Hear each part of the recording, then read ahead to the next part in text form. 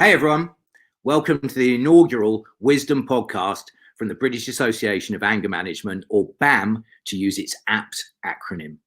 The Wisdom podcast is a new project from BAM, combining therapeutic knowledge with discussion, communication, analysis, and even a little spirituality. If you want to tune into future podcasts, hit the subscribe button for the YouTube page or the Facebook page. And you can also sign up to the newsletter at angermanage.co.uk. I'm your host for today. My name is Steve Beale. I'm a journalist who met BAM's founder Mike Fisher when I wrote about anger management for the men's magazine Arena, and we've worked together on and off ever since. Now, this is the first virtual panel I've ever hosted as opposed to a live one. So guys, please be gentle with me on your Twitter machines. Today, we're going to be talking about toxic anger, the kind that's expressed unhealthily, and how at large in the world it seems to be right now. And what we kind of find ourselves in right now is perhaps what we could call an age of rage. And there's an article written by Mike and his mentor Snake, who you're going to meet in a minute, on the British Association of Anger Management website that you can read as you listen along. Now, it's a big subject to discuss. So to make sure we've got all the most important angles covered, we got in some of the biggest guns that are available to us. I'm delighted to say that some of the most trenchant commentators we have available have made some time on a Saturday afternoon, and I'm going to introduce them to you all now. Sharina Brown is a barrister specializing in equality, diversity, and media law, who's won awards for her unpaid pro bono work. Hey, Sharina, how's it going? Sharina's also an actress who's played, for example, Antonio in the Brockley Jack Theatre's acclaimed 2018 all-female version of The Tempest, and runs her own theatre group, Horizon. What's the proper pronunciation, Sharina? You told me before. Horizon Productions, and still finds time for her marriage and 3 children. Sharina, you terrible overachiever, welcome this afternoon to the podcast. Thank you, Steve. And joining us from Minneapolis in the USA, Craig Snake Bloomstrand. Snake is a former engineer who's been a therapist for over 25 years and describes himself as a social field worker. He's worked not only with business and military leaders, but with high security prisoners and battlefield veterans. His books, Every Story Comes to an End and Every Story Casts a Shadow, are available now, and you can see more of his writing at goodmenproject.com and elephantjournal.com. Snake, welcome to the Wisdom Podcast today. Good to be here. I'm glad to join you. It is a large topic. Next, Dr. Stephen Blumenthal is one of the UK's top experts on toxic behaviour. His writing is published regularly in The Guardian, The Daily Telegraph, and The Psychologist, and his books Assessing Risk, A Relational Approach is out now. Hey, Stephen, how you doing? I'm good, thanks. Good to be here. Stephen, I'm going to be Steve, yeah, in case there's any confusion, all right? Both spell it the proper way with a PH. Last but not least, Mike Fisher is the founder of BAM and the leading global anger management therapist who is rarely away from our newspapers or TV screens. His books, Beating Anger, plus Mindfulness and the Art of Anger Management, are available to buy now. The Wisdom Podcast is his brainchild. So, hey, Mike, and thanks for bringing us all together today.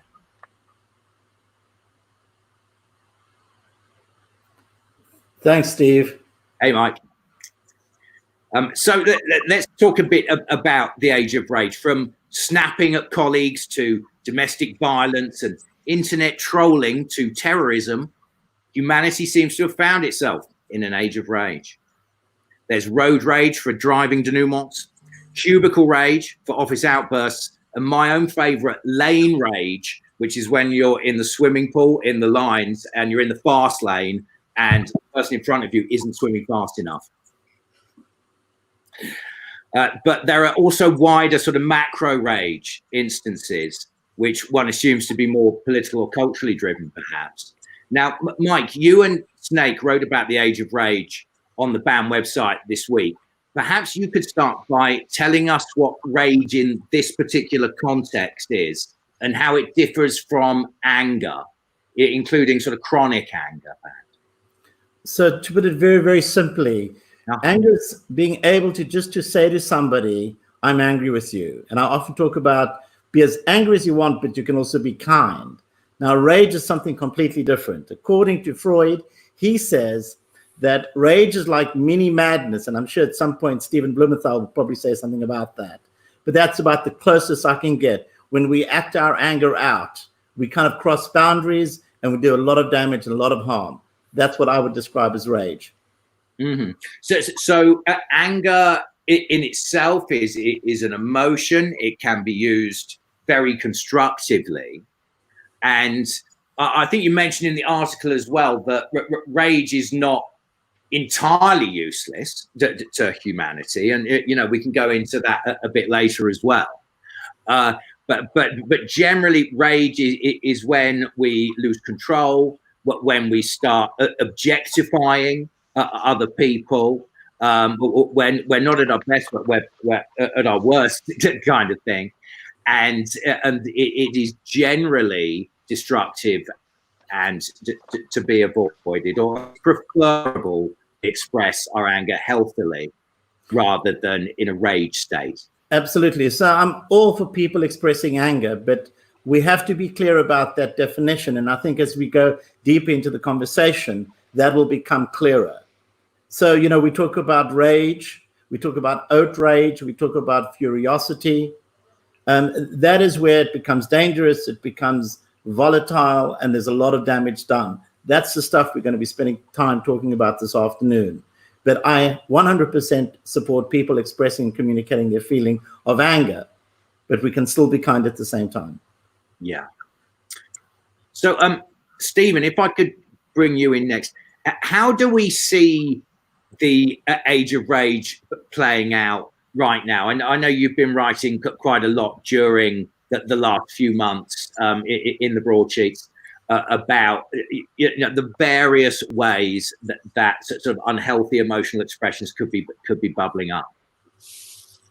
One of the articles I wrote recently was called Social Claustrophobia, and it was concerned with the question of the increase in domestic violence, for example, during lockdown, and also the increased divorce rate in China, for example. And I think that is partly a consequence of actually being forced together, being locked in, having to share space in close proximity to one another, when usually we have the opportunity to be able to get out, to be able to let off steam elsewhere. So how does the current circumstance deal with that? I think in thinking about this particular podcast, I was thinking that the Age of Rage, what is it about our particular moment in history, which is the Age of Rage? In some ways, you might say, well, it's not an age of rage because actually, historically, homicides, for example, are at their lowest that they have been. We're much more civilized as a culture than ever before.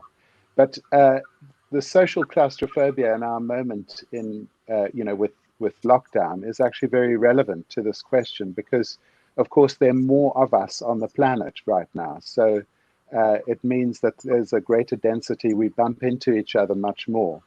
And fundamentally, I think what is particularly important about this moment is that technology has increased to amplify rage in a very unusual way, so that some nutter, for example, can, sort of create, can get their hands on the sort of a mode of destruction much more powerful, like a suicide bomber, for example. Another area where that plays itself out is obviously on the internet as well, in terms of social media, where you can hide behind you can hide behind anonymity and cause, maximum destruction out there by sending out a Twitter a tweet or some kind of post, which obviously has a huge implication for other people. So I think all these modes of the technology has really improved our capacity for destruction, really. And I think that's probably why it is so relevant to talk about an age of rage right now. Right, I see. And obviously it's not just sort of lockdown that we see in the news at the moment. Sharina, people will be watching and taking part in protests on behalf of the Black Lives Matter movement. I mean, could you perhaps tell us how that has been a vehicle for discussion around some very valid forms of anger and rage? Yeah, sure, Steve. But before I do that, I ought to make clear that I'm a comparative lay person on this panel, and I wouldn't describe myself as a big gun. But having said that, I think I do have some valid contributions to make in relation to the discussion of anger around the Black Lives Matter movement. And perhaps it's less of a discussion and more of an outlet for rage and an expression of anger. And I don't think it's really been focused on that aspect of the movement as a tool for change, because it's quite right that perhaps on a micro level, so one-to-one, an explosive expression of anger can be very damaging, clearly. But on a macro community level, is it sometimes the case that when a community that has been suppressed and effectively had to contain their anger, and when something like the unlawful killing of George Floyd happens, and the community moved to rage, is it then a useful tool for change? And in my view, it can be. And perhaps it's actually very important. I think it's an example of these, sorts of movements throughout human history of oppressed people who, once they have tried, if you like, the legitimate avenues open to them to change their situation, eventually move to a violent expression of anger, of rage, out of frustration and an inability to go anywhere else effectively.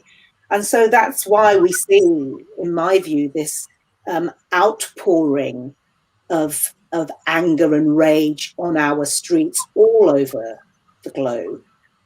And I know that some commentators have been very negative about, for example, the burning, the looting, the tearing down of statues and defacing of other public monuments. But again, we do have to ask whether that is a legitimate form of protest to a historically oppressed people who have had no recourse, as they see it, to justice. And so I think we need to ask ourselves, is it in those circumstances legitimate? And yes, I would say that people move slowly to arms in those situations, but when they do get the ear of the authorities, because, for example, what we've seen is a debate now, as we've never seen before on the other side of the Atlantic to me, obviously, of, for example, defunding the police, serious conversations about equality and diversity in organizations, in our in our huge global organizations as I have not seen before in my lifetime. So paradoxically, although the title of this conversation is about toxic rage, and by its very nature how damaging that can be to our private relationships, it clearly has a place, in my view, on a global political stage. Yeah, I mean, a couple of things there. Firstly, yeah, I mean, you, as a barrister, you work with, you've worked with a lot of sort of disenfranchised black men. Is that fair to say? So I have disenfranchised men across the board, actually. So I'm qualified to speak about this subject. And yeah, I mean, what you say, it does seem to be a disconnect about our societal authority structure, that violence or social violence, rioting is seen as beyond the pale, but at the same time it does seem to get things done. I mean, in my own personal experience as a young man, I remember the poll tax riots, and that seemingly being the only time that the government of the time sort of listened to the people. Not that I personally think government should always listen to the people, but yeah, there does seem to be a sort of disconnect there on a political level between how governments view social unrest and how they actually react to it. And we're going to talk a bit later about the system and whether that whether it is currently functional at dealing with the effects of rage, especially in young men or disenfranchised people. And I mean, on that point as well about containing rage and using it where it isn't, or where it is appropriate, or not using it where it isn't appropriate. Snake, you said in the article that prisoners and soldiers, and you've worked with both groups extensively, have techniques for recognizing, containing, and focusing rage. Can you tell us a bit about that? Yeah, and to spin off what was just said too, one of the things that I've been a fierce advocate for is being able to accurately interpret emotion. And it seems in our culture we've been taught to suppress emotion, deny it, as opposed to acknowledge it and learn to interpret it. So I don't know, I'm on the edge in terms of, is it a valuable tool to know rage? I've seen it used poorly and seen it used well. Combat soldiers, violent gang members, people who act that out and tap into rage to dominate or control. It's definitely a tool. Whether it's a good tool or a bad tool is on the fence. But it comes back to the whole topic of, the unrest that we have going on in Minneapolis right now. In part, you're in Minneapolis. Sorry, just for the viewers. Is years of suppressed reaction to inequality, to poverty, to lack of access.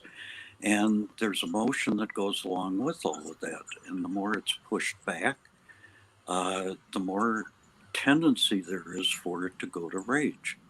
Now, out on the streets during the protests here, there were people genuinely protest, and there were just angry people looking to get theirs. Yeah. Oh. It looks like somebody's sniped Snake. It never ends. But my point being, I think it's incredibly important that all of us are able to explore our own emotions. I see it basically as two horses that are meant to pull together your intellect and emotion. And unfortunately, we focus largely on the intellect and very little on the emotion, develop little ability to accurately interpret what the emotions are telling us. And in that suppression comes rage, implosion, or explosion.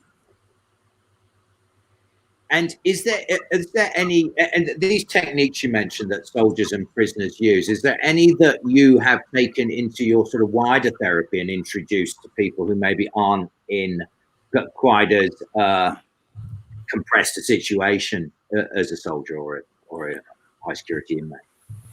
Definitely, because at least there's a familiarity amongst those individuals with their own rage that does inform me when I'm working with people who say, not me, I don't have any rage. I'm a little angry from time to time, but it never gets to rage. It's that denial that I find I can draw from the experience of people who are familiar with their own rage and ask if it's applicable to an individual client who just never considered it. Right. Mm-hmm. And I noticed just then you talked about compressed emotions, which Right. sounds like something that we could all empathize with.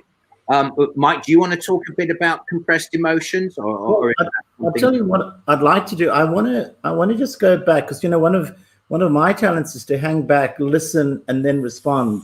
I want to just pick up on some of the things that both Sharina as well as Snake has mentioned, because I'm trying to get a sense of the difference between really taking Black Lives Matter seriously. And I do think there is something to be said about the extremity of the outrage, the violence. And why I want to say that is because I think those who were not just furious, but outraged, wanted the system to take them seriously. So it's like, if you don't take us seriously, this is what is going to happen. We're going to burn down your towns. We're going to burn down your cities. So take us seriously. And I think within the context of anger, when we act our anger out, it's essentially saying, take us seriously. Take what it is that I'm saying seriously. Now, of course, within the context of anger management, we can say it in a very different way. We don't have to act our anger out. We can find a language, we can find a voice for that part of us. So I think that's a worthwhile contribution based on what's being said, because I've been struggling with that. People say, and I saw a comment earlier up on the screen, is well, it's great to demonstrate, but when it actually becomes violent and it becomes theft and crime, burning down cars, etc., stealing from shops, that's a different conversation. But I don't know whether it actually is. There has to be a channel for that anger, rage, and fury. And I'm not supporting it at all. That's not the point I'm making. The point that I'm making is that it's an indication of saying, if you want to get us this angry, this is the direction we can go in. We prefer not to, because we prefer to be peaceful. But don't push us too far, because this is what happens. And I don't know what the panel's view is, but I do think that is worthwhile at least having a conversation about. Yeah. If I could just, sorry, Snake, I'll let you go. Yeah, no, right. just quickly. All right. I see anger and rage as somewhat of a gateway drug. What people really push back from the table is what really is at stake once you peel back the anger and rage is grief and loss. The people on the streets had grief and loss in spades, and that's the thing we're hesitant to look at as a culture. Yeah, I would agree. I think after the outpouring of rage, I think in your article you mentioned that once someone expresses their anger in an explosive fashion, then perhaps there's this feeling of remorse and guilt after the way they have behaved, and query whether some of the protesters we've seen in the streets have gone back to the privacy of their homes, feeling guilt and remorse over the way they acted. But certainly what I have seen on social media is grief, but associated not with the violence that has been meted out by a small minority, let's be clear, of protesters, but really a grief over how it is that we are still in this position in 2020. That's the overwhelming grief that I am tapping into. It really is. And it's very emotional. It's really given people, I think, Black people, a renewed, if you like, honesty and openness with their emotions.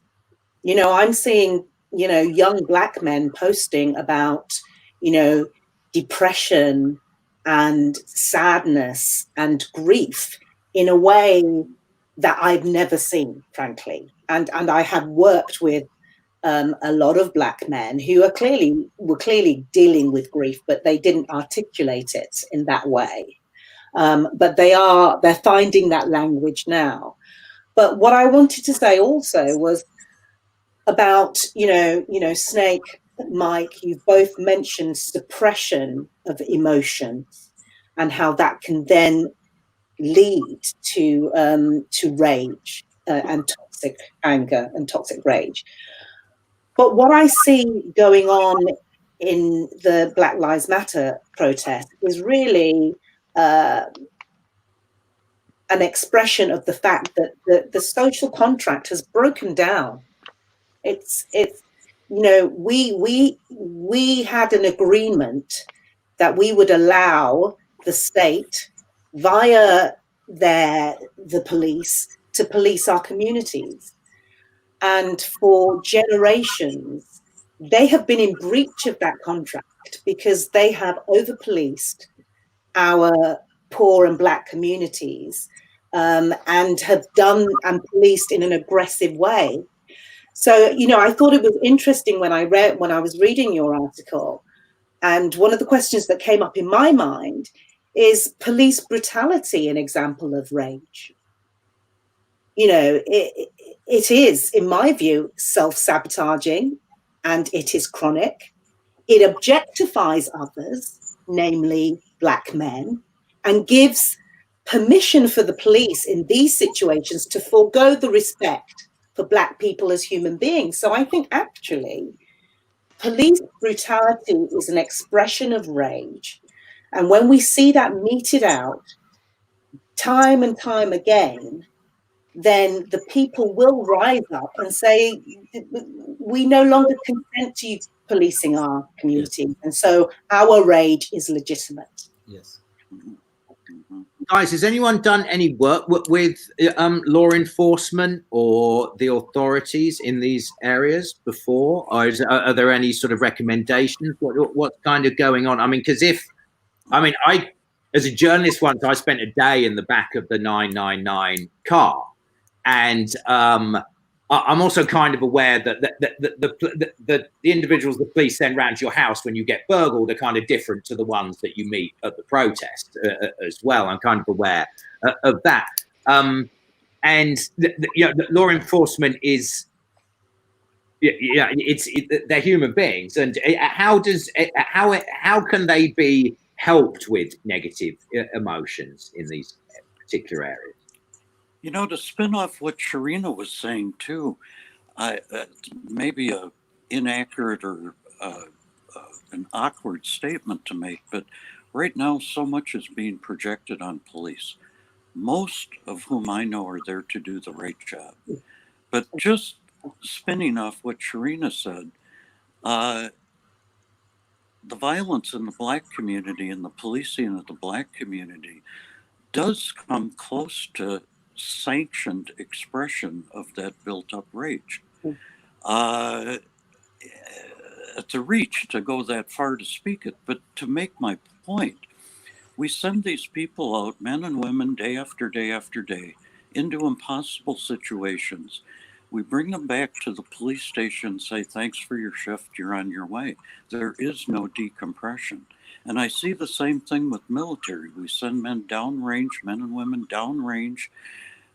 They're subject to trauma, hardcore trauma, day in and day out.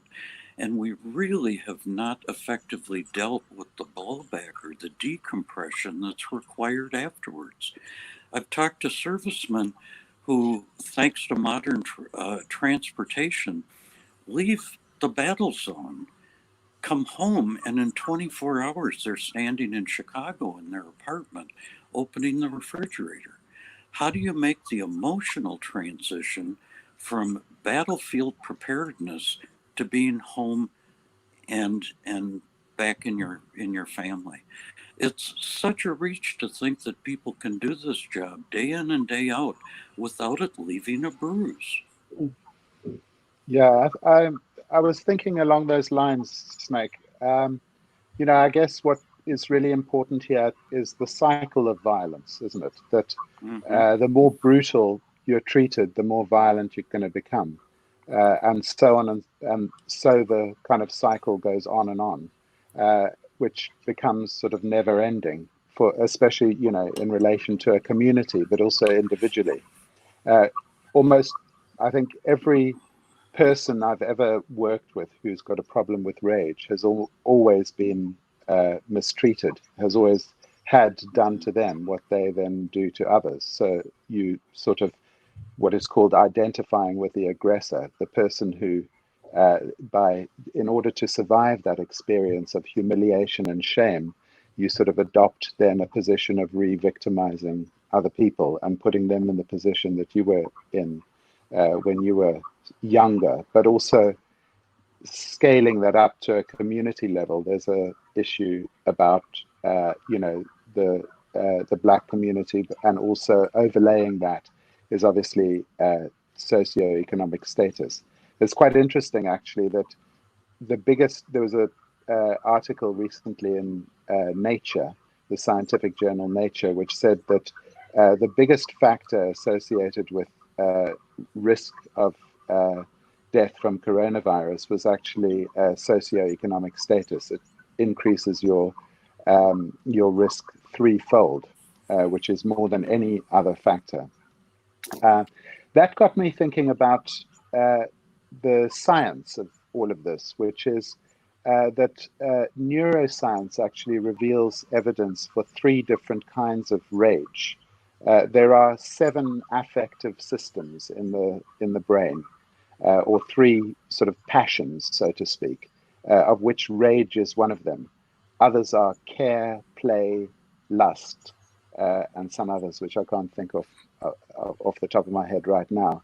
But within the rage system, you actually have evidence for either proactive aggression or reactive aggression. And then there's one other, which is social dominance aggression as well. Now, in relation to the reactive aggression, that is like the fight-flight response. So we see a danger, either we run away or we confront it and fight. Now, if you stimulate that part of the brain of an animal or even a human being, they will bite or attack whatever in front of them without being able to explain, in the case of humans, what it is that they're attacking, or why they won't be able to make sense of why they're attacking what's in front of them. Now, the interesting thing is, in relation to the proactive aggression system, that's quite different. When you stimulate that part of the brain, the animal will actually enjoy it, so to speak. So they will actually self-stimulate by pressing the lever in order to elicit that electric activity, which will stimulate that part of the brain. And I think that's really interesting when it comes down to this whole question, because I think what you can see is that there's a kind of violence relating to tragedy, which is the fact that we're, the kind of random attack, the fight-flight type response is a kind of tragic kind of violence. But then you've got a much more problematic type, which is violence as tyranny. And I think this is much more associated with this kind of enjoyment of the stimulation of the rage system. And I was just thinking about that in relation to this question that was being discussed about Black Lives Matter, and just more generally, just about how rage can be something that is trying to address an injustice and put right an injustice, and how in the sort of the other aspect of being human is that we actually do have a tendency towards tyranny. And this is where it becomes much more problematic, where violence becomes gratuitous and sort of partly enjoyable. And that's where you get into sort of the areas of sort of sadism and so on, which I think is a much more sort of problematic area of rage. Yeah, I want to let me go back a few steps. I just want to pick up on the comment you made earlier on, Snake, which is around grief and loss, underlying anger, and I also want to pick up on the point that you're making as well, Stephen.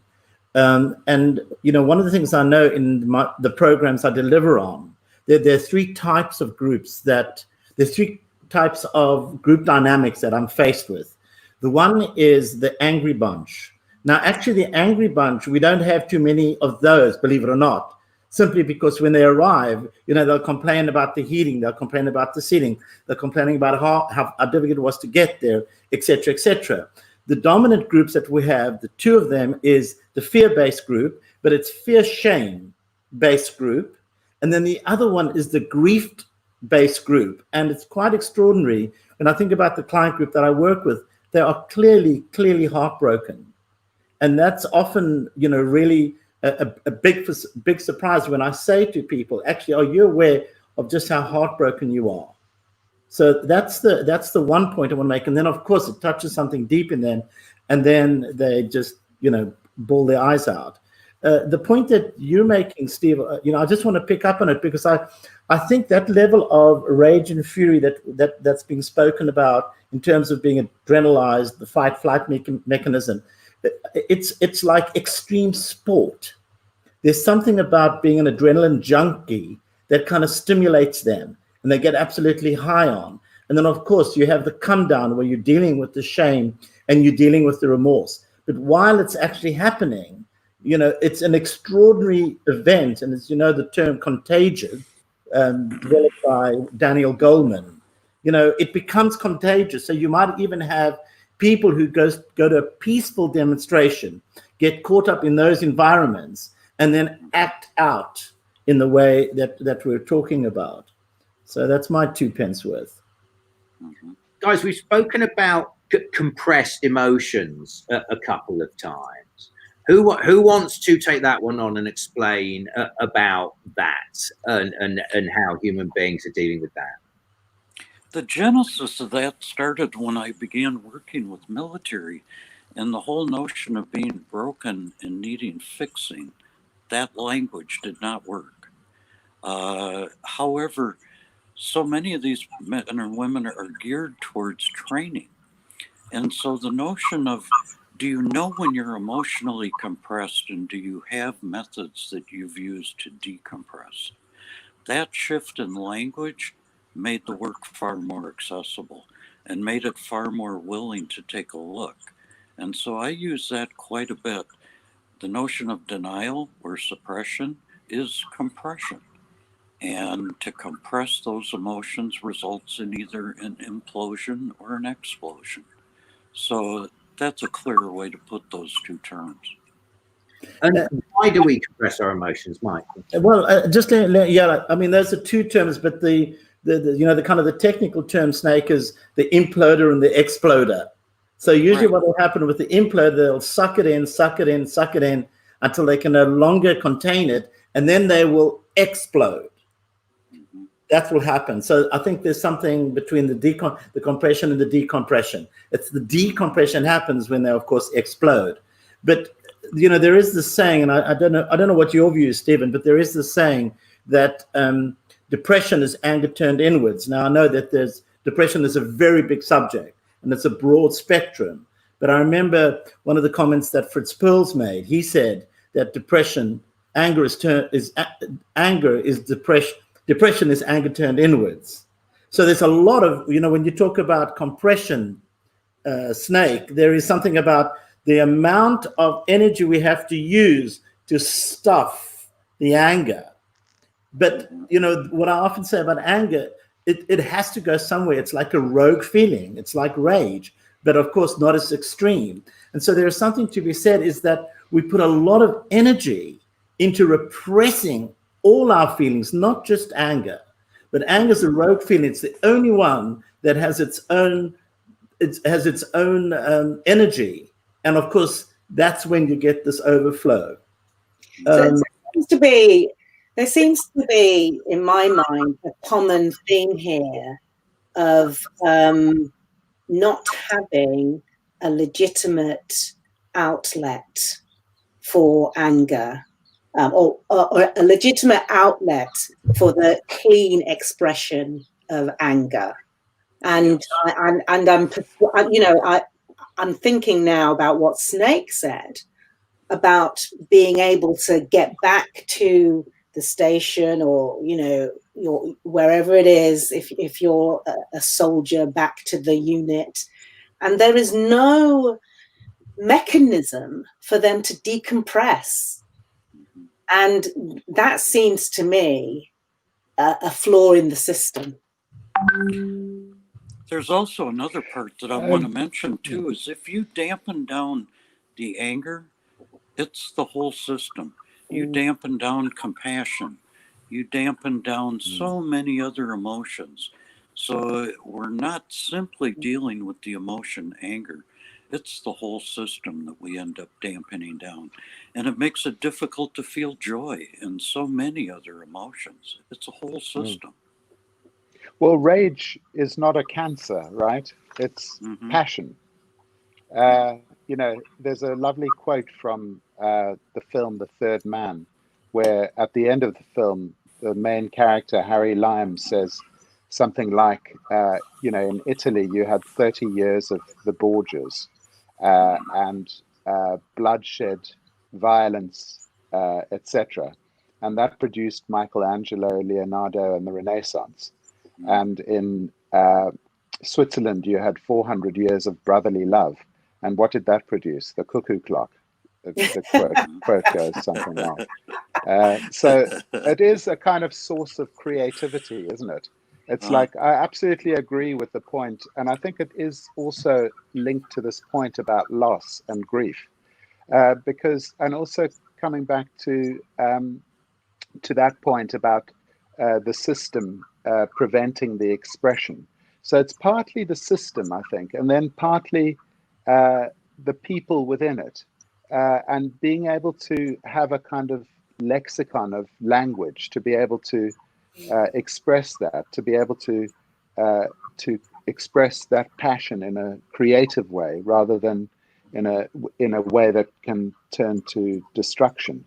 And I guess this is one of the things. I mean, I also work with a range of different people, the kind of more the sort of the angry, as it were, but also people in high security situations as well, where actually what you realize is that they just haven't got that kind of language to describe their inner experiences, and being able to begin to articulate what's going on inside, and to be able to sort of name different feelings.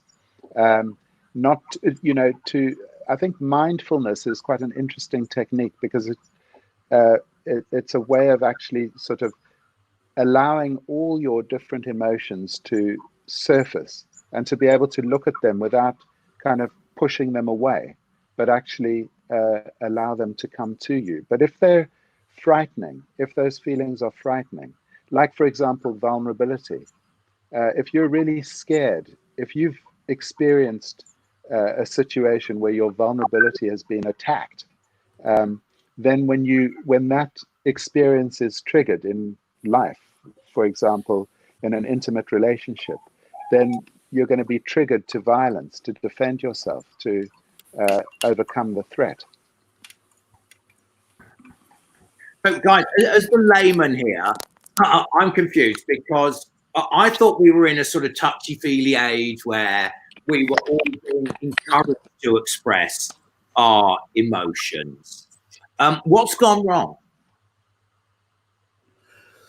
Oh my God! Look, I think there, if I go back to when I started training as a therapist 30 years ago, well, in fact, it's just a handful of men and it was just full of women, like 40 people and there were like 3 men. So, my view is that women are much closer to their emotional narrative or their emotional landscape versus men. But I can tell you, Steve, that, however many anger management programs I've delivered on, it's extraordinary to see the amount of people when I ask who's done counseling or psychotherapy or group therapy, you might only see like 2 or 3 hands go up. And it's like, how have, the other 15 or 20 people been able to sustain themselves emotionally for that long? So, I think there's a myth. And, I joke about this as well. I talk about, if you're living in Los Angeles or in California and you don't have a therapist, there's definitely something wrong with you. Or if you're living in New York and you don't have an analyst, you're a weirdo. Whereas, 30 years ago, 40 years ago, it was completely the other way around.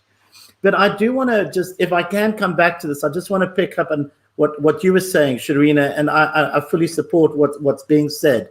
A lot of what I do, a lot of what we do is we giving, one of the best presentations that I do is based on what we call the feeling compass, giving people a narrative to communicate their feelings. They're blown away by it. It's quite extraordinary. It's like, oh my God, why didn't we learn this at school?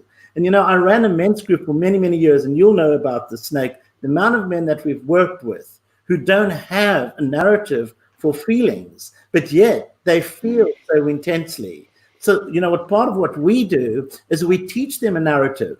That's what we do, so that when their anger kicks in, we start the conversation by saying, I feel angry with you. But it also goes for sadness or hurt or shame or fear. So I think there's something about, the process is a process of education. And if you're not getting it at home, you're coming to organizations like ourselves or practitioners like yourselves, where we're teaching people skill in being able to learn. I think the correct word is a new vernacular, if that is the correct word, or a new narrative. But I like the word vernacular. And so to address your question too, Steve, part of where we've gone wrong, and I can own this for myself, I didn't want to go and look at my emotions. When I was first confronted with that work, it's like, no way am I going to open that Pandora's box. I'll never get it shut again. It's an irrational fear. Everybody does have emotions, whether they'll acknowledge them or not. But there is this phenomenal fear that keeps people away from digging deep, fearful that they're damaged goods and will never be able to get the containment up again. And it's a myth. Sorry, I think it comes back to what Stephen was saying earlier on. I think there's something to be said about vulnerability. The pure terror of being vulnerable, because that's a weakness. And as long as we support and propagate that message, that's what will continue to happen. Serena, can I just add here? I'd just like to add one other point, because you see, there is another angle to this.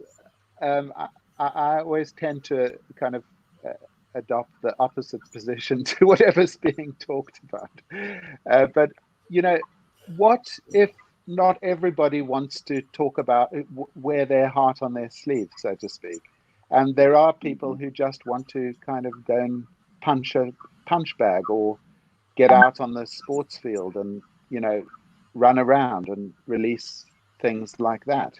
I don't think there should be a hard and fast rule that I'm just very wary of this kind of culture of like that we're kind of selling the idea that everybody talks about their feelings and then everything's going to be better, because there's such a range of different ways that people approach these things. Some people prefer to go and have a pint and watch a game of football or something like that.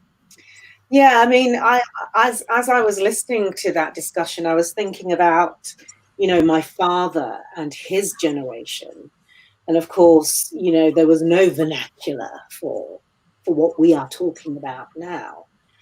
And he used to play amateur cricket, and he would play this every weekend, and then he and his teammates would go to the pub. And I think that was their form of therapy and their outlet.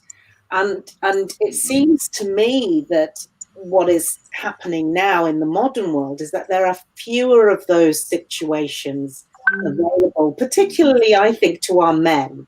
You know, I have 2 sons, and I have an 18-year-old son, and I think about how many places he has, how many spaces, safe spaces he has to express his emotions, whether it be anger or happiness. And they're far and few between.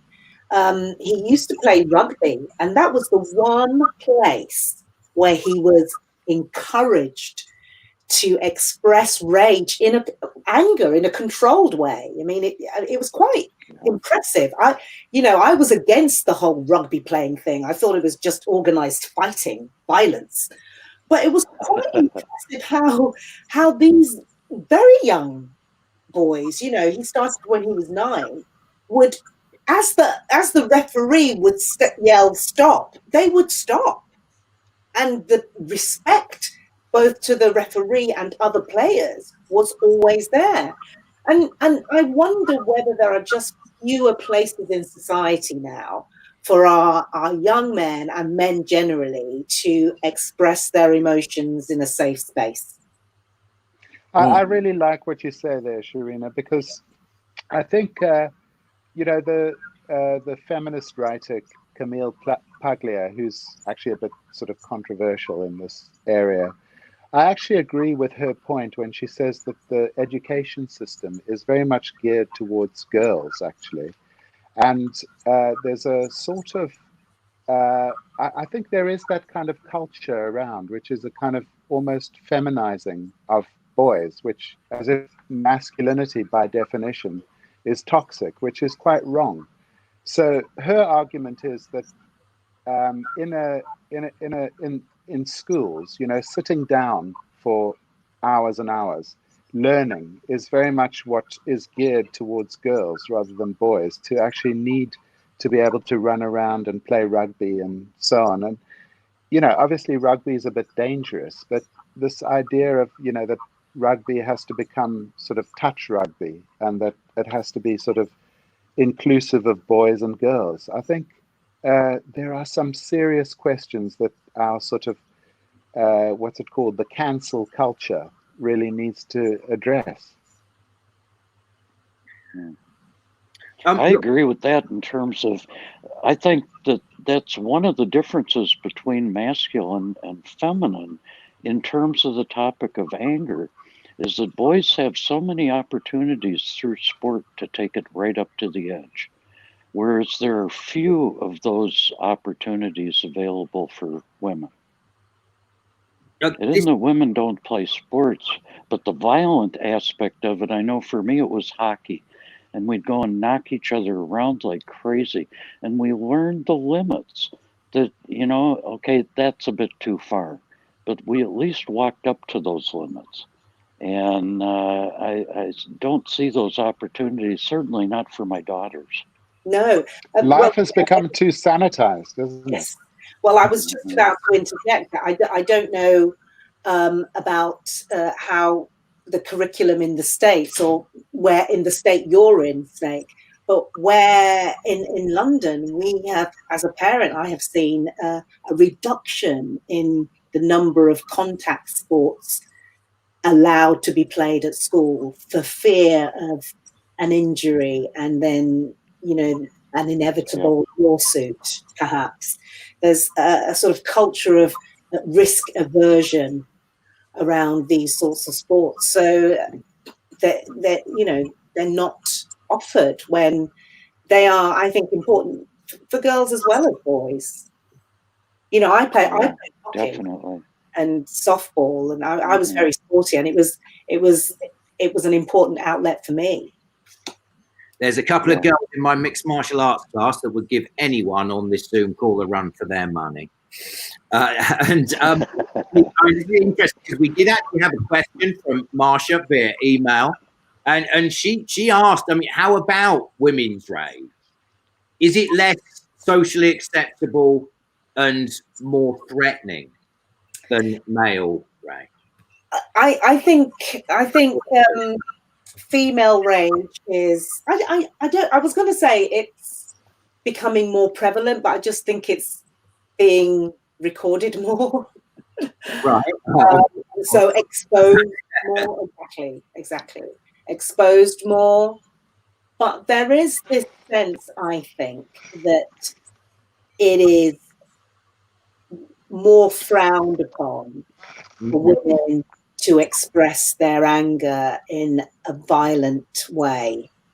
And that is because, you know, no doubt there's been a lot of movement towards equality of the sexes.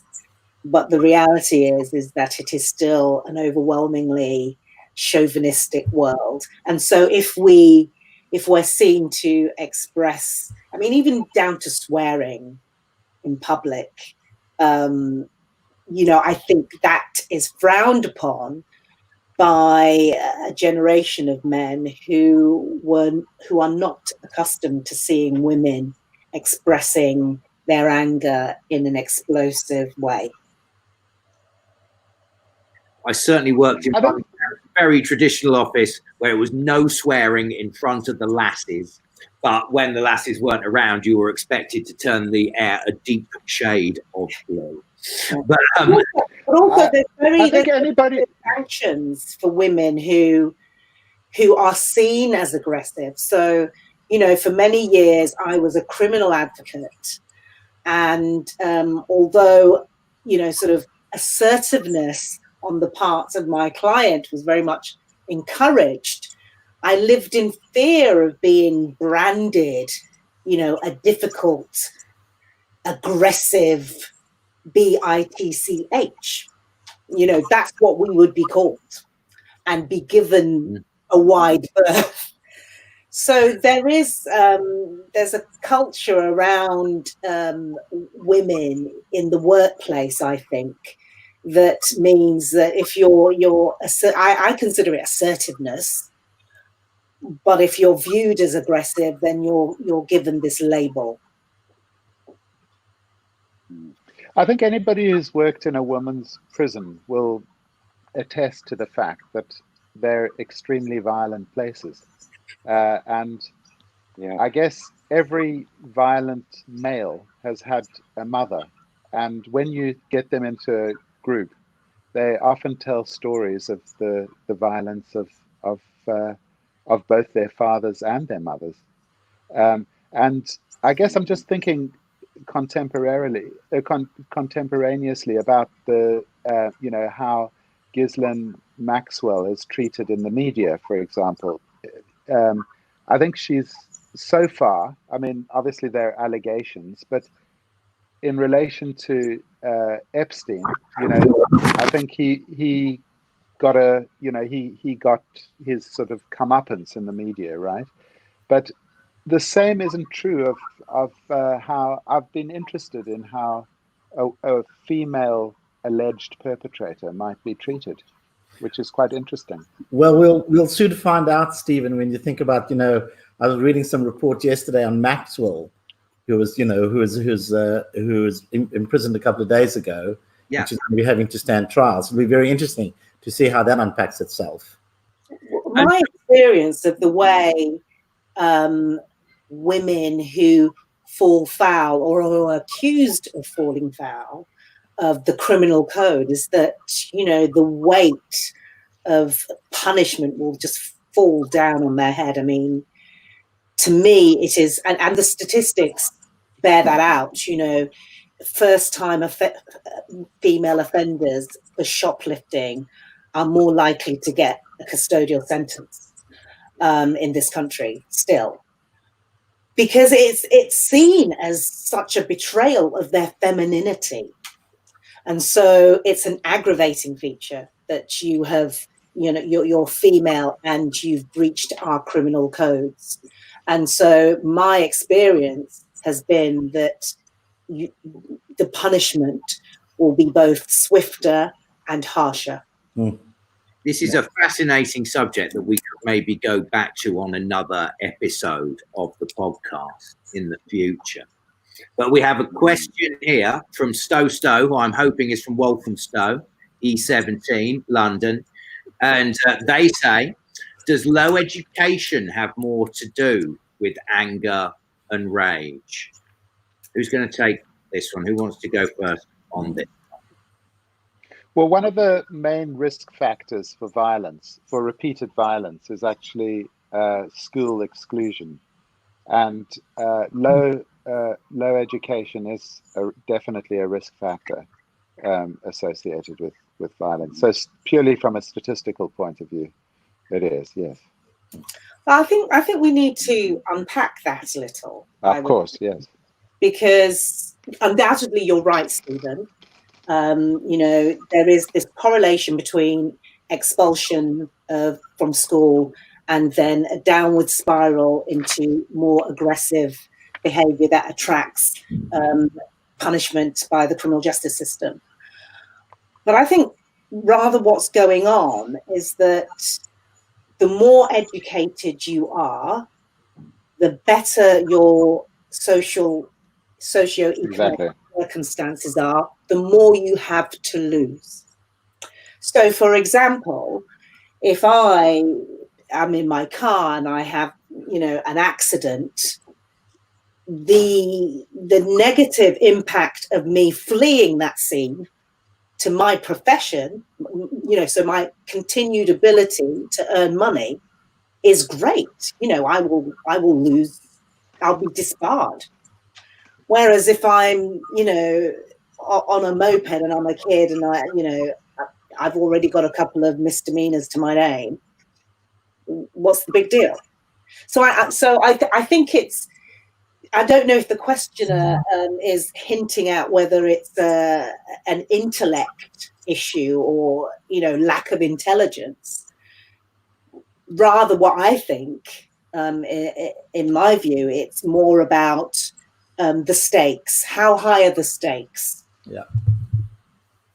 Before I think it's actually, I think it's both things. It's both. I think it's that you're right to want to unpack that that correlation, because there is an element of that which is undoubtedly about socioeconomic status, and obviously, if you're that's absolutely key. Also, we have to look at it from a kind of more individual point of view as well, which is that it relates to the previous discussion that we've been having about actually having a kind of a language in order to articulate what's going on inside. So if you don't have that, you are at more, there's a greater likelihood of expressing that through action rather than in words. Right. And we're talking about two different forms of education too.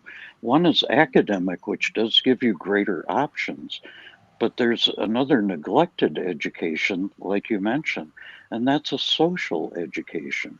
How do we interact with others? How accurate are we in reading what goes on inside us? There's a social education that, romantically may have happened years ago in tribes. Who knows? Maybe it's never happened and it's just now surfacing.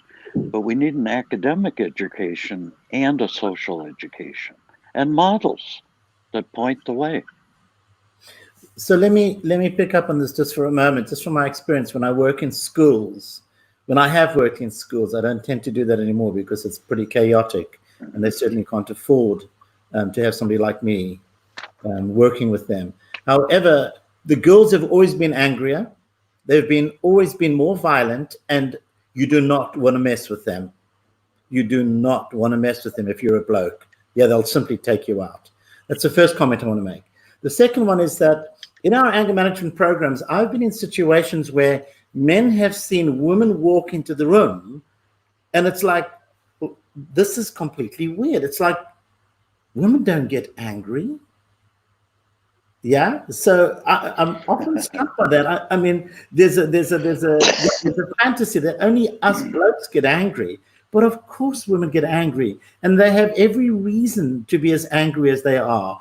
I have a view that men are terrified of women's anger, absolutely terrified. Now, I'm not just talking about women's anger, but I'm also talking about their mother's anger, and of course, women represent the archetypal mother.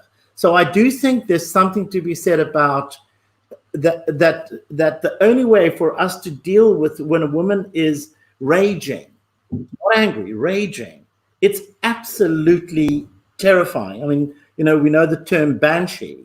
When a woman screams and shouts, essentially what it does, it turns men's blood to ice. And you remember the book Snake, Caroline Baker. You remember the book? She did that one on Rapunzel. She talks about the hag, not in a negative form, and there's no male version of the hag. But I mean, when a woman shrills, that most men who are listening to this, and the men that are here, when a woman screams and it kind of hits a very fine point, I mean, it's the most terrifying experience. I don't know if that's true for anybody here, but I know that for myself as a young person. So I do think there's something to be said that actually. I'd agree. And go ahead. Yeah, I mean, I just thinking as you're talking, I would rather take a good punch to the head than a punch to the heart. And what I find in arguments I've had with women and big fights, it's a punch to the heart. It's never a punch to the head. I mean, I often talk about, we're going into a really interesting area right now, because there's something about when the mother or the father removes their love, disconnects from the child, it's like an existential death. When the mother, or I think it's more the mother rather than the father, but I don't know if there's sufficient research out there. But there is something so terrifying about that. I know that was true of me. My mother never acted her anger out. She somatized her anger. She got lots of illnesses like migraines, for example, and gallstones and asthma and diabetes. But when she withdrew her love, that for me was like an existential death. And that's true for women as well with their fathers, that opposite gender. You could easily transpose that either direction. Yeah, I think we can safely say that anger and explosive anger isn't the preserve of a particular gender. I have, right. I think perhaps it's, more frequently manifests itself in men in particular spaces. So, whether it be at the football ground or in the pub. But yeah. Women can pull their punches, and Snake is quite right. When we choose to unleash that weapon, you better be ready. I mean, this kind of folds into something that I found interesting in the live comments, which is from Heretical Free Spirit, who obviously I was drawn to. It is saying, is all anger a bit taboo? I mean, we keep talking about expressing our feelings, making it clear that we're angry, yet still in a positive way. But is anger completely taboo at the same time as seemingly sort of permanently bubbling under the surface and being expressed in, say, passive ways or indeed outbursts? Mike? Look,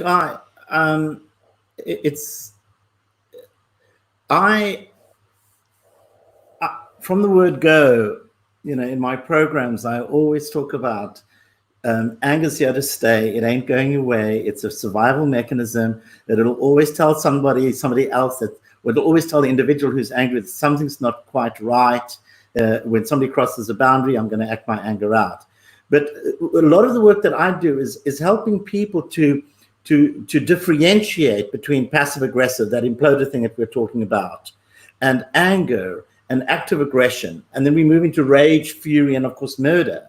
But I'm very, very supportive of people communicating, expressing anger.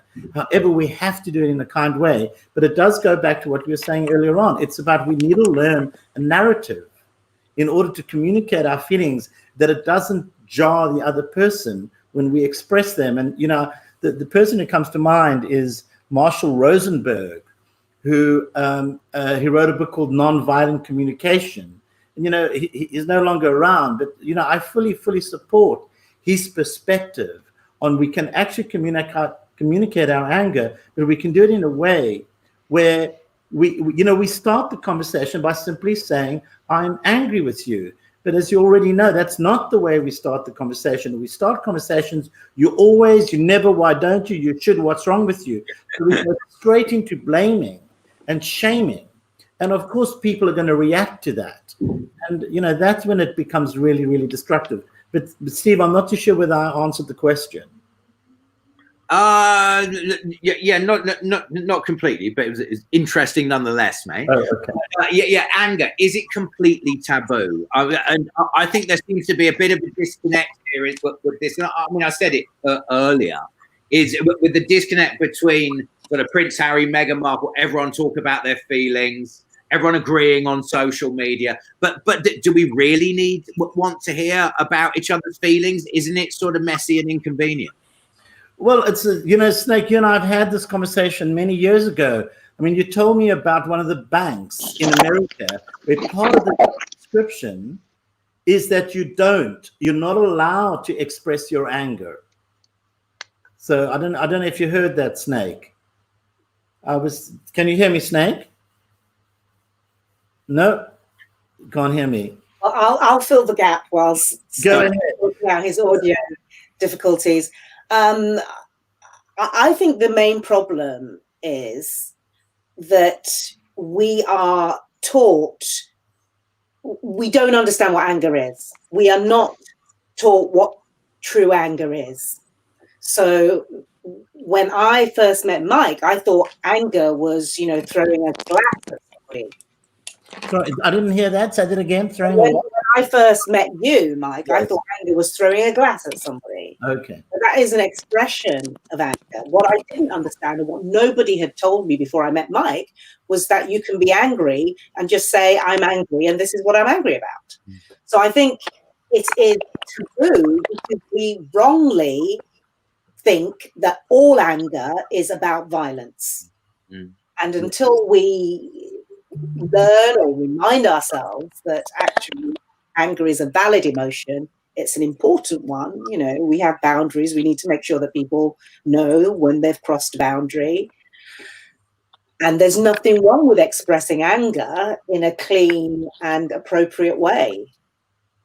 But it's not taught, is the other point that Mike made beautifully. Is we don't teach it, and it should be taught in schools. How far off? We have teachers who are losing it all the time, screaming at kids. I mean, properly screaming at kids. And so they expect children to express anger in a different way. It's just not going to happen. Yes. How far off emotional intelligence classes in school are we? Has anyone any idea? Very far completely off. We're very far off. I mean, I think I was telling you, there is a organization, a charity that founded by a couple of South Africans recently, been going for about a year, I think it's called Connect something, and they have got a lot of funding from the lottery, and they've already trained up something like 4,000 teachers, and they're in X amount of schools, and it's all about emotional resilience is what they're teaching. And this is the UK or South Africa? Sorry. No, the UK. Oh, right. Yeah, they're in the UK. And I mean, they're doing fantastic work. And what's great about it, it's part of the curriculum, which makes it even more fascinating.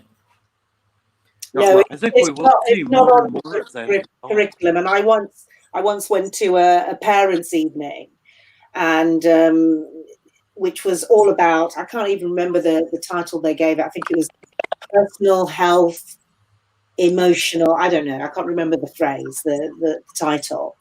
But it was about relationships. But the main focus was the physical part of relationships. So, you know, sex education, and they were teaching this devoid of emotions. I mean, how bizarre is that? I mean, I'm hoping that most of us have been in physical relationships where there's emotion going on, but it wasn't taught alongside, you know, the mechanics of, you know, having sex or having children. We're so disconnected from this. It is madness. Yeah. It's a pathology. It's just madness. Do you have a view, Stephen? Because I mean, your boys, you know, they're at that point now where they're in the process. Well, in fact, one of your kids have already left school. But you know, as an analyst, what are your kids' experience? I mean, I was just thinking about Sharina's point there, really in relation to the body and the mind, really. We do have a bit of a problem. I think the idea that everything should be expressed is a bit ridiculous, really. I mean, we sort of do these things in our own way, and sometimes we like a bit of privacy, and you know, it's not all about the expression of emotion. And then there are these other emotions which we don't want to be expressed, so we should sort of suppress those ones because they're inconvenient and they don't sort of fit in with that pattern of emotional expression. Now, I guess the thing about anger and what we're talking about, especially rage itself, is something that is very bodily felt. That's where the problem arises, isn't it? There's one level of engaging with the world, which is about the mind, and then suddenly we're a body who actually feels a flood of adrenaline, and your heart starts racing, and you want to thump somebody, or and you don't quite have the words to express that. And I think there is a kind of major issue in our kind of Western culture about integrating the mind and the body and actually being a body. You know, we've also become so cerebral that you know, what happens to us as bodies? It's an inconvenient thing. It's embarrassing, and we should sort of get rid of it. We should sort of chop off rage. You know, that's bad. I think that's it's another interesting. I heard excellent.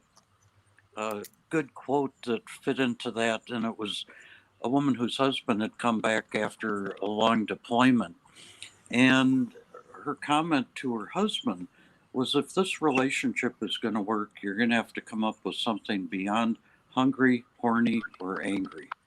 You got to have some more emotion than that.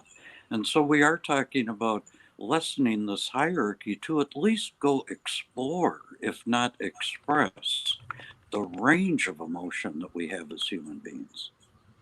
Yeah, and related to that, Snake, I think is the other point I just wanted to make quickly, which is about a culture which is much more associated with what is trying to grab what is most expedient rather than what is most meaningful. Right. You know, so we want to just sort of satiate that particular appetite rather than actually engage with the appetite for whatever that is, sex or rage or whatever, and think about what that actually means, that it might actually connect two human beings together or disconnect two human beings together, and finding some kind of level of actually where we're finding meaning in our lives rather than just sort of these, you know, satisfying a particular appetite for something. Yeah. So, guys, we're going to go to some questions from the live audience. We've only got 10 minutes left, so be super concise if you possibly can. So I like this question from Tanya in the Facebook group. And she's talking about how she works with men who think crying is a weakness. And what are everyone's thoughts on whose responsibility it is to teach children that it's okay to cry? Now, crying, of course, has a lot of sort of biological, biochemical benefits. You know, over to you guys for the science on that? Well, let me just respond immediately. So I remember reading an article many years ago that 65% of education is actually done in the home, which I found quite extraordinary. So, I will immediately go to is that as parents, they have to model healthy anger, appropriate anger, but not only appropriate anger, but also self-esteem, compassion, empathy, and I think leave the rest up to teachers. But I do think it starts with parents modeling emotional intelligence and emotional resilience. That's my view. We're also hearing here from INEMO, who say they have for the last 5 years run an 18-month program called Progression in schools in London and Manchester that deals with emotional intelligence and resilience. So there you go, positive news there. How do the parents here feel about teaching children to cry? And I think encouragement. I think there is a difference. We should, obviously there's a range of different family constellations, aren't there? Not everybody is in a family with a can drink or something. There's quite a lot of crackling, and I'm not too sure who that is. So it's really. Is somebody's on a keyboard? I think somebody's on a keyboard. That's what it sounds like. It might be whoever it is, just to put themselves on mute so we can hear everybody. It's not Sharina. No. I'm going to have a go at this question and try and just talk over the noise. Obviously there are different constellations of family structure, and the family with a mother and father, with a man and a woman, is no longer the only model of family, right? But I think there is something about the contribution that each of the mother and the father have to the child, which is actually quite important and has to be found in a family where there's where there's a man and a man, or a woman and a woman. But I was thinking particularly about the father's responsibility in this area. There's a lot of research which actually shows that where fathers are absent, there's a much greater chance of criminality, poor educational attainment, and including very poor health and mental health outcomes as well. One fascinating study actually shows that there's something called a telomere, which is the cap on the end of the DNA strand, right? It's a bit like the plastic on the end of a shoelace, which holds the DNA strand in place and helps the cell replicate. In situations where there's an absent father, the child's telomere will be actually 14% shorter, which then corresponds with a shorter life expectancy. And the very interesting thing about this is that actually, when you look at the difference between boys and girls, boys are differentially affected by that by 40%. So they have a worse outcome without a father present. Right, we see. So fascinating. That's really interesting, because I know there was also research about the presence of fathers in the home and girls coming to maturity. So with the fathers absent, girls come into puberty earlier. And there's evidence that they are more promiscuous too when fathers are absent from the home. So last question from Jen via email. And she says, how can people be so animated online yet so passive in real life? And she's talking not just about the content of what they're saying, but also the way they express themselves. So how can people be more, how come they're often more expressive online than they are in person? Is she talking about us? No, I the think so-called big guns we actually on got anger management. a week in the lead up, mate, rather than during the podcast. So it's no, she's not, she's not talking. Not everything's about you, dude. So I think Snake should take this one, because Snake had an interesting point before we came on air about this one. dude, you Can't hear you, Snake. Here we go. Yeah. I think it's that there's no consequence online. So Yes. to a certain degree, the word I'd put to it is cowardice. It's far less consequence to let rip online and be cantankerous and objectionable, where you would never do that face to face. The risk is too high. Yes. Yes. So online, we might not be anonymous, but we're definitely at a distance. No one can throw anything at us. Well, actually, they are sometimes anonymous too, Snake. I mean, there are forums and chat rooms where you can create a profile with a pseudonym. So Sure. there's absolutely no consequences. We can't even find who you are. Yeah, I have a view on The this. real hazard that I see with a lot of the online life is that it is kind of like television or entertainment.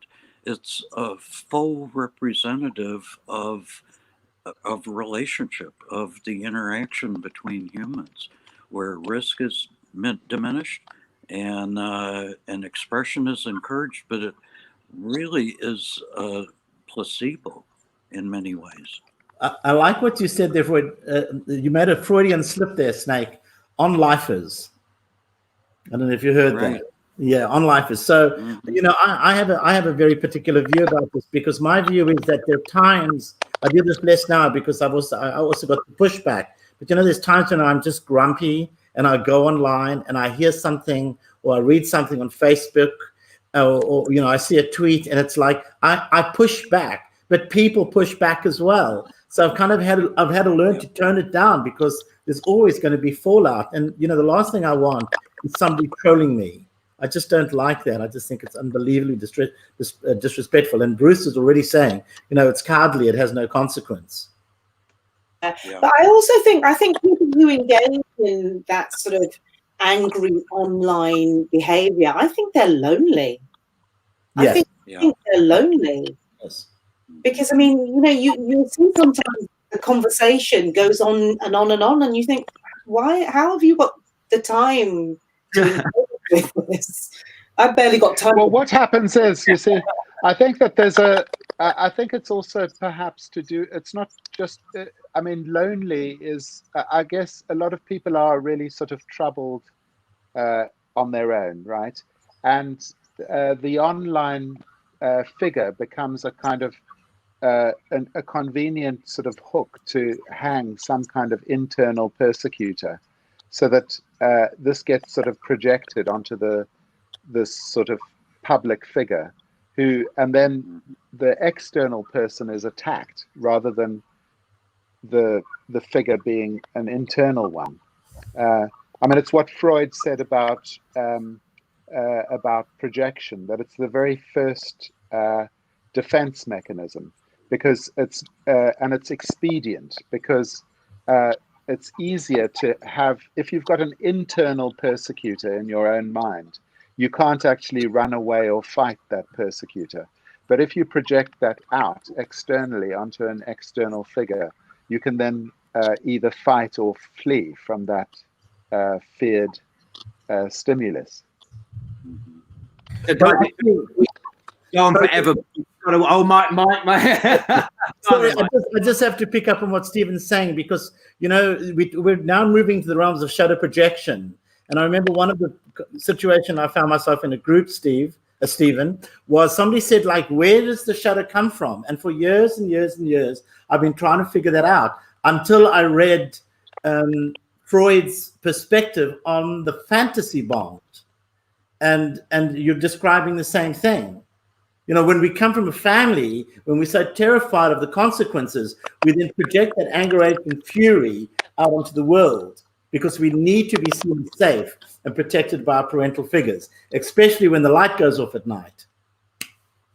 Interesting place to end, Stephen. Yeah, Mike Fisher brings it into the shadow.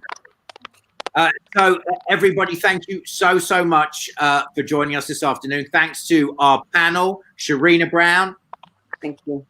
Craig Snake Bloomstrand. On drums, Stephen Blumenthal. And on keyboards, Mike Fisher.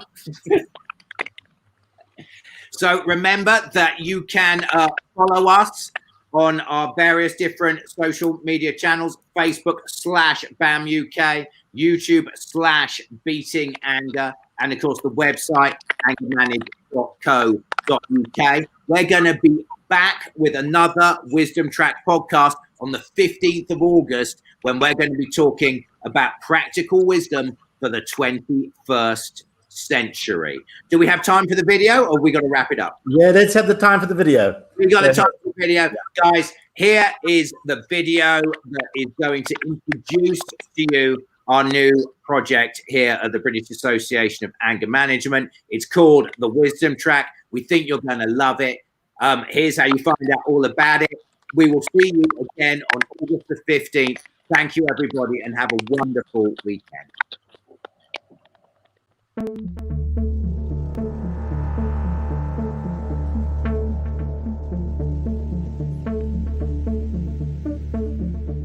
Mike Fisher has been in the personal and professional development field for over 3 decades. Some of you might know Mike already, attended his anger management programs, or even read some of his books on anger. I'm talking to you today to introduce his new web launch, The Wisdom Track. If you split the word wisdom, you get wise domain. In other words, to inhabit the domain of the wise. And that's the purpose of the Wisdom Track. It's a platform to engage with wise thinking in order to reaffirm who we are in the world and our place in it. It's easy to get lost in the barrage of information that is spewed out to us in every direction daily. But are we able to discern what is true, false, or even critical? We are subjected to the sleights of misinformation with hidden agendas, but do we ever stop to think whether this is enriching the mind or poisoning it? Are we shaping ourselves, or are we allowing all these messages to shape us?